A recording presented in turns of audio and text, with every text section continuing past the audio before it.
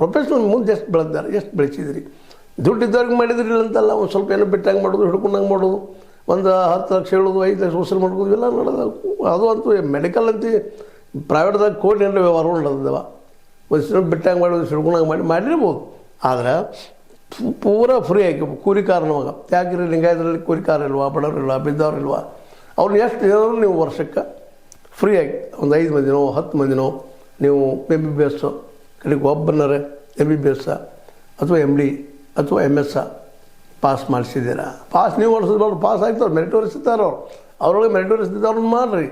ಅದು ಎಷ್ಟು ಮಂದಿ ಆಗಿದ್ದಾರೆ ಫ್ರೀಯಾಗಿ, ಯಾವುದೇ ಫೀ ತುಂಬಲಾರ್ದ, ನಿಮ್ಮ ಡೊನೇಷನ್ ಕಟ್ಟಲಾರ್ದ, ಅದೇನೋ ಎಲ್ಲ ಹೇಳ್ತೀರಿ ನೀವು, ಅದರದ್ದೇ ಕಟ್ಟಲಾರ್ದ, ಕೇವಲ ಅಲ್ಲಿ ಕಾಲೇಜಿಗೆ ಬಂದ ಕಲಿತ ತಮ್ಮ ಬದುಕನ್ನು ಕಟ್ಕೊಂಡು ಅವ್ರು ಎಷ್ಟು ಜನ ಇದ್ದಾರೆ. ಹೋಗ್ರಿ ಕಡೆಗೆ ಗೌರ್ಮೆಂಟ್ ಫೀ ಅಷ್ಟು ತುಂಬಿ ಎಷ್ಟು ಜನ ಕಲ್ತವ್ರು ಇದ್ದಾರೆ.